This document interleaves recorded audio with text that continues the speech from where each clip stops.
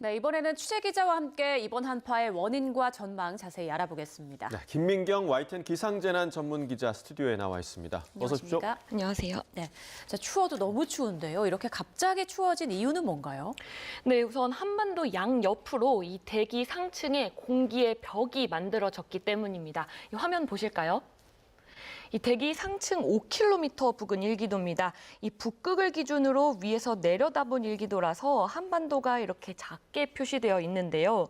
이 왼쪽과 오른쪽에 이렇게 고기압이 벽처럼 가로막고 있어서 우리나라 부근에는 이렇게 저기압이 큰 덩어리로 위치해 있습니다. 이 풍선을 한쪽에서 누르면 다른 한쪽이 부풀듯이 한 지역에 고기압이 생기면 옆에는 저기압이 발달하게 되는데요. 이 고기압과 저기압이 마치 기착칸이 연결된 것처럼 번갈아 가면서 흘러가는 게 정상적인데 이번처럼 고기압이 이렇게 버티고 있으면 이 저기압이 제자리에서 톱니바퀴 돌듯이 계속 회전하는데요.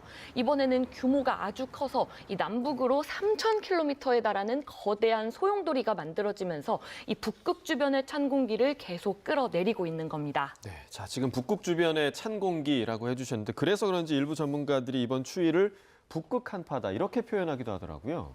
네, 맞습니다. 이 조금 전에 보신 일기도 다시 보실까요? 예. 네, 여기 한 가운데가 북극입니다. 이 찬 공기가 내려오는 시작점이 북극이기 때문에 북극 한파로 불리는데요. 하지만 이번에는 이 북극의 매우 강한 찬 공기가 이렇게 성질이 변하지 않고 한반도로 그대로 내려오는 게 아니라 조금 전에 보셨던 것처럼 이 거대한 저기압 통로를 따라서 이렇게 중국 내륙을 우회해서 들어오기 때문에 들어오면서 공기의 성질이 조금씩 바뀌게 됩니다. 이 북극의 찬 공기가 변질 없이 그대로 내려오면 이 서울 기온이 영하 15도에서 20도 이하까지도 떨어질 수 있는데요. 이번에는 공기가 이렇게 우회해서 들어오기 때문에 서울 최저 기온이 영하 11.8도에 그쳤습니다.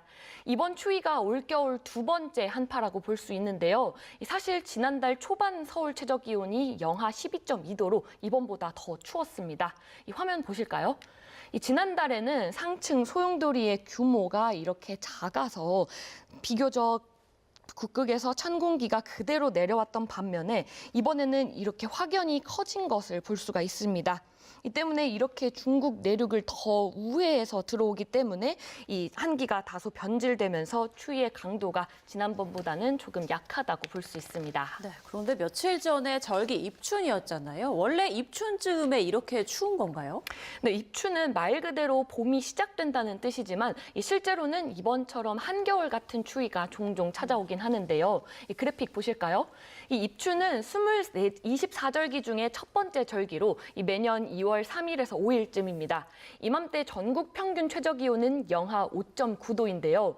최근 5년 동안은 전국 평균 최저기온이 영하 10도를 밑도는 입춘 한파는 없었지만 2018년에는 영하 11도, 2006년에는 영하 13도였습니다. 네. 자 앞서서 저희가 이제 기상캐스터 중계를 봤을 때 아메리카노, 얼죽아들은 굉장히 좀 좋아할 것 같은데 아메리카도 얼고 그리고 어제는 또 계란도 어는 모습도 좀 있더라고요. 네, 맞습니다. 저희 YTN 기상캐스터들이 어제 새벽부터 달걀을 깨보거나 휴지와 티셔츠, 청바지를 물에 적셔서 얼마나 빨리 여는지를 실험해 봤는데요. 이렇게 영하 10도 이하의 강추위에서는 물과 커피 같은 액체가 어는 것은 물론이고요. 추운 날 젖은 손으로 난간을 잡으면 손이 달라붙듯이 이렇게 매우 차가운 표면에 물이나 액체가 닿으면 순간적으로 얼어붙는 현상이 이렇게 생기게 되는 겁니다. 그만큼 날이 춥다는 거 직관적으로 알 수 있는 그런 부분인데 서울에는 처음으로 이제 한파 경보도 내려졌다고 하더라고요. 그런데 보니까 동북권만 경보고 나머지는 또 주의보예요? 네, 맞습니다. 서울 안에서도 동북권이 가장 내륙이기 때문입니다. 북쪽에서 내려오는 찬 공기가 우리나라를 다 덮어서 기온이 떨어져도 곳곳에서는 지형적인 요소들이 더해지게 되는데요. 일반적으로 겨울에는 바다가 육지보다 온도가 높기 때문에 해안 지역이 상대적으로 기온이 높고요. 내륙 깊숙이 갈수록 기온이 낮아지는 특징이 있습니다. 네. 자 그럼 이번 추위 언제까지 가는 겁니까? 네, 일기도 보실까요? 네. 오늘부터 주말까지의 예상 일기도입니다. 이 저기압이 한 덩어리처럼 움직이지만 실제로는 이렇게 땅콩 모양처럼 위쪽과 아래쪽 덩어리로 구분이 됩니다. 지금은 이 아래쪽 덩어리는 우리나라 동쪽으로 빠져 있는 상태고요.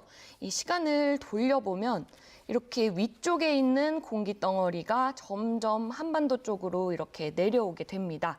이 시점이 주말이고요. 토요일쯤에 이렇게 되는 건데 그래서 이번 주 내내 춥더라도 이 중심이 이렇게 한반도로 내려올 때는 바람도 더 강해지고요. 추위의 강도도 지금보다는 주말이 더 강할 가능성이 크고요.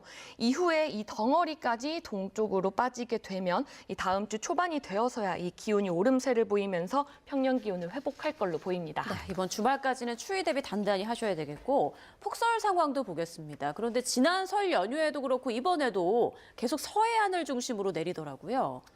네, 맞습니다. 우선 찬 공기가 서해를 지나면서 큰 온도차에 이 눈구름이 발달하게 되는데 이게 북서풍을 타고 서해안으로 들어오는 건데요. 레이더 화면 보실까요? 이 바람 방향 때문입니다. 이 서해에서 끊임없이 만들어진 눈구름대들이 이렇게 보시면 충남 서해안과 호남 그리고 제주도 부근에만 계속해서 들어오게 됩니다. 이 북서쪽에서 남동쪽으로 불어오는 이 대각선으로 부는 바람이 강하기 때문인데요. 문제는 여기에 이렇게 옹진반도 쪽을 가면 구름이 들어오지 않는 것을 볼 수 있습니다. 네. 여기에 이 바람 그늘이라는 게 생기는 건데요. 이 바람이 옹진반도를 거치면서 이 안에는 가둬진 구름대 때문에 이 눈구름대가 들어오지 못하는 겁니다. 이 바람이 강하게 불 때 건물 뒤로 숨으면 바람을 피할 수 있는 것처럼 이 옹진반도가 건물 역할을 해주는 건데요. 그래서 서해안에 폭설이 쏟아져도 이 수도권은 눈이 내리지 않는 겁니다. 네, 또 전북에는 사흘째 30cm가 넘는 눈이 내렸다고 하는데 언제까지 얼마나 더 오는 겁니까? 네, 우선 내일 오전까지는 전북에 15cm에 달하는 눈이 더 쏟아지겠습니다. 이 호남 내륙과 충남 서해안에도 많게는 10cm가량 더 내리겠는데요. 이 내일 오후에는 기압골이 들어와서 바람이 서풍으로 바뀌면서 이 서해안의 눈이 잠시 그치겠지만 이 대신 수도권과 강원, 충청 내륙에 이 오후부터 밤까지 1에서 5cm의 눈이 더 내리겠고요. 이후에는 다시 북서풍이 강해지면서 충남 서해안과 호남에 눈이 다시 내리기 시작해서 이 강약을 반복하면서 주말까지 이어질 걸로 보입니다. 이 서해안 폭설은 추위가 차츰 풀리기 시작하는 일요일 오후에나 끝날 걸로 예상됩니다. 네, 이번 주말까지 추위와 눈 대비 철저히 해야겠습니다. 지금까지 김민경 YTN 기상재난 전문기자였습니다. 고맙습니다.